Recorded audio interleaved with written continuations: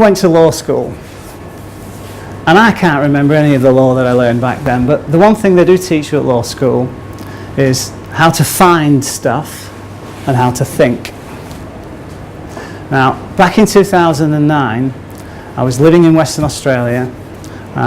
My other businesses had all gone south. The global financial crisis was upon us. I had $1.5 million Australian dollars invested in a software company that was just starting to turn revenue, and then the GFC hit, and then nobody was going to buy, and it represented 7 years of financial and intellectual endeavour. So effectively, time was running out for me, and I needed to do something. So understanding that everything else that I had ventured into that had never made me any money was probably a strategy I ought not to follow, I remember the advice that somebody once gave me, and has been ultimately confirmed by one of my intellectual heroes, Charlie Munger, that if you want to be successful in life, you should stick to your knitting. Find one thing that you're good at and do it better than everybody else. And it's so true. So along this journey, as I've found stuff all available freely on the internet and listened to what smart people have to say about what's really going on, and then having enough experience in business down the years to put two and two together, pretty quickly you realize that the world is changing, and you can do things today that are just unparalleled from an opportunity perspective. I mean, if I can come from really underwater with everything at risk, and have barely any capital, and just understand that I've got an expertise in a particular thing, and then go on the internet and look for the smart way to parlay that into something profitable and big and, as we'll see, ultimately generous.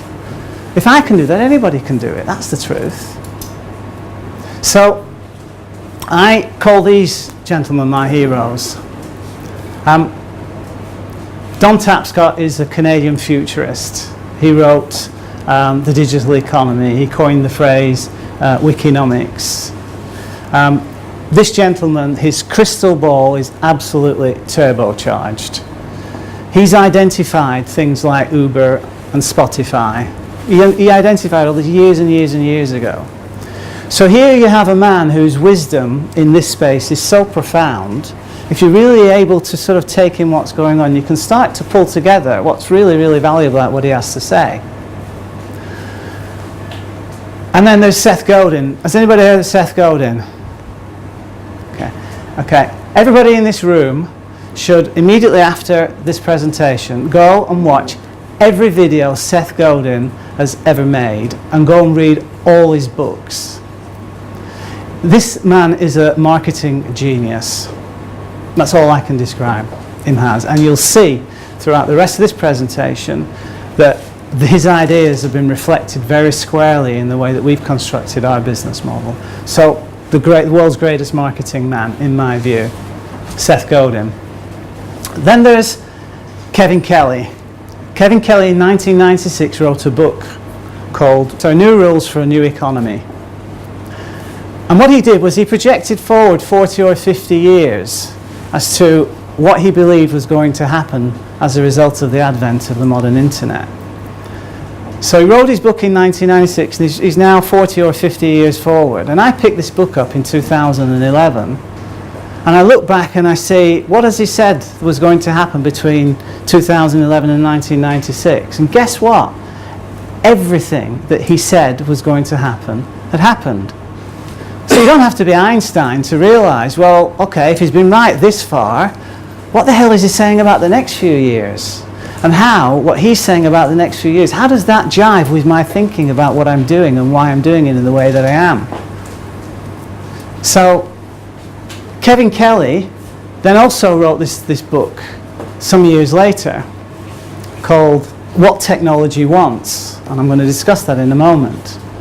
But Kevin Kelly's profound insights, together with what Dan Tapscott's had to say, and Seth Godin throughout, just means that the intellectual powerhouse that's available for free on the internet is just there if you go look for it. I certainly hadn't heard of these people too much before I went and found what I found. And then finally, Charlie Munger, who is Warren Buffett's business partner, who's in his late 80s now. Charlie Munger is the world's second richest man. He's done everything. When Charlie Munger opens his mouth, what comes out is pure wisdom. And because he's a man in his 80s, he doesn't have too many words to say. So everything is pure gold. And so for me, Charlie Munger was that opportunity for me to actually validate the decisions that I was making and the way that I was thinking. So now, automatically, when I'm making a decision in business, I think to myself, what does Charlie Munger think about this? Incredible wisdom out there for you. So these are my intellectual heroes, and they appear all throughout everything else I'm going to present with you today.